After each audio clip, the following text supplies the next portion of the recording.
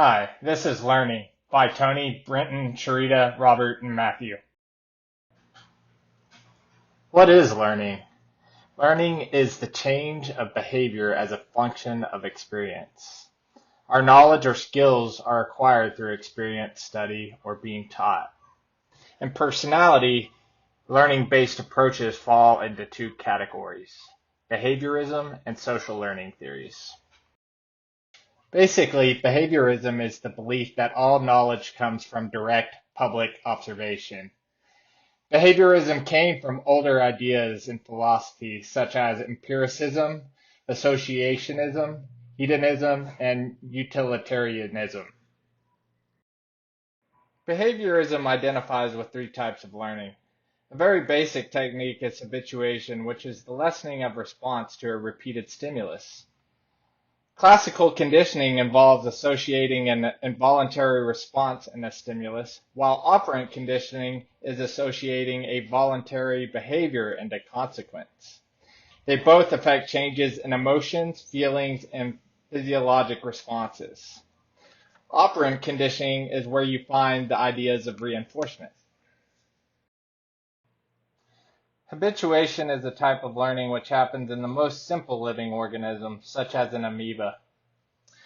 An example from personal experience would be the time when I moved to the Dallas area and I moved close to the DFW airport, and I couldn't sleep at night because of the airplanes constantly taking off and landing. The sound was just crazy loud. But after about a week, I no longer heard those sounds anymore. It just kind of went away. In a study done by Bartlett, it showed that individuals who played violent video games were less likely to help someone in need. This is because that repeated exposure to violence caused the individual's personality to become more aggressive and less empathetic.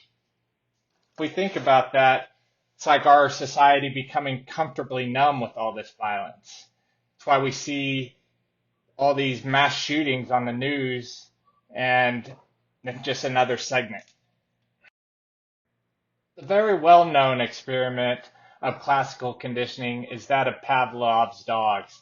Pavlov discovered classical conditioning by accident during his studies on measuring dogs' saliva buildup under different conditions. During his experiments, Pavlov discovered that the dogs did not start salivating when food is put in front of them. But they did, however, when they heard the footsteps of the assistant down the hallway that was bringing them their food. Pavlov then realized salivation was a learned response and that he could teach his dogs to associate any item, sound, or event with the reward of food. The most famous item he associated with food for the dogs was a bell. He would ring the bell and the dogs would begin to salivate before it was given the food. A great example of classical conditioning would be from the TV show The Office. This is a very funny scene between Jim and Dwight.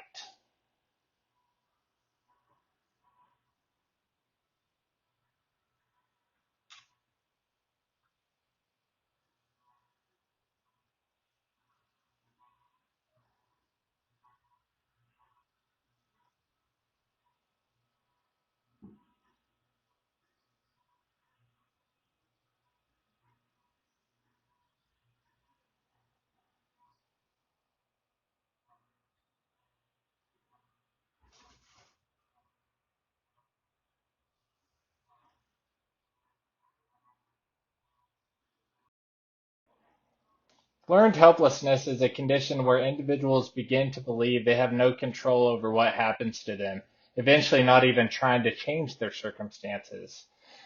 This happens when external and internal environments collide.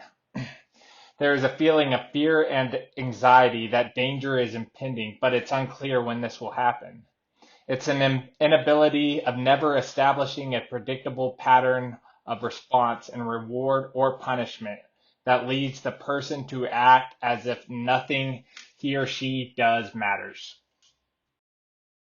I'm sure all of us have had a feeling of helplessness at some point in our lives. Think about studying really hard for an exam and you get the grade back and it's not good. This might make one feel that they have no control over their performance and could lead to not studying or giving up altogether. This can have some devastating consequences on motivation. This can lead to low self-esteem, anxiety, and depression. The study shown here is an example of how it could affect someone years down the road. Operant conditioning uses rewards and punishments to increase or decrease behavior. Great example of operant conditioning is a New Year's resolution to get in shape. So many people have done this, and so many people have failed. Many times the motivation just runs out. A way to keep this habit going, though, is through operant conditioning. Setting goals with rewards can maybe turn exercise into a habit. Perhaps treat yourself to a nice dinner after a week full of workouts, or maybe going on a vacation to the beach to reward yourself for months of hard work.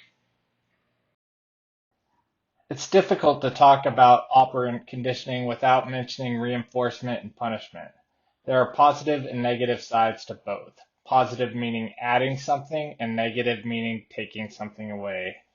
An example of positive reinforcement would be giving a dog a treat for doing a trick, or giving a child an allowance for cleaning their room. An example of negative reinforcement could be parents removing a curfew because their teenager has shown responsibility. An example of positive punishment would be making the team run sprints because of a bad play. Notice sprints is added. An example of negative punishment would be an Olympic athlete being stripped of a medal because of a positive drug test. Notice the medal taken away. If you must punish, here are 5 principles of how to punish. Number 1, make sure there is an alternative to the punishment that is rewarding. This could help for better behavior next time. Number 2, make sure to be specific about the punishment. Not knowing what one is being punished for may cause fear and anxiety. Number 3, timing and consistency. For example, you come home to school books torn up all over the living room. You could be happy, but most likely you might want to punish your dog. But if you do, they might not know why they are being punished. Number 4, conditioning secondary punishing stimuli. An example would be counting to 3 before they get in trouble. Number 5, avoid mixed messages. An example of this would be a child getting in trouble from their father and them running to their mother for comfort. There are dangers of punishment as well. Punishment can arouse emotion. The person being punished could feel pain or humiliation. They could also begin to fear and hate the punisher. On the other hand, the punisher might get a little satisfaction out of the punishment and become more aggressive. Number 2, it is difficult to be consistent with punishment. Number 3, it is hard to know what a punishment should be. Always be careful with words. Number 4, punishment can teach wrong things such as powerful people hurting smaller people. Number 5, punishment motivates concealment. A child gets in trouble for talking, but when something bad is actually happening, they are too scared to speak up. Another big concept of learning is the social learning theory. Humans are social creatures, and we learn by watching others. It can be parents, teachers, siblings, peers, athletes, movie stars, and many more. The social learning theory can be broken down into 3 core concepts. We learn by observing others. Our mental state is essential in the learning process, and learning doesn't mean behavior will change. Albert Bandura popularized the social learning theory with his ideas of self-efficacy, observational learning, and reciprocal determinism. In 2015, a study into college alcohol use showed that students overestimate the amount of alcohol their peers consume. This overestimation has a positive relationship to the amount of alcohol the student then consumes. This research also shows that binge drinking in college students seems to be the result of social forces.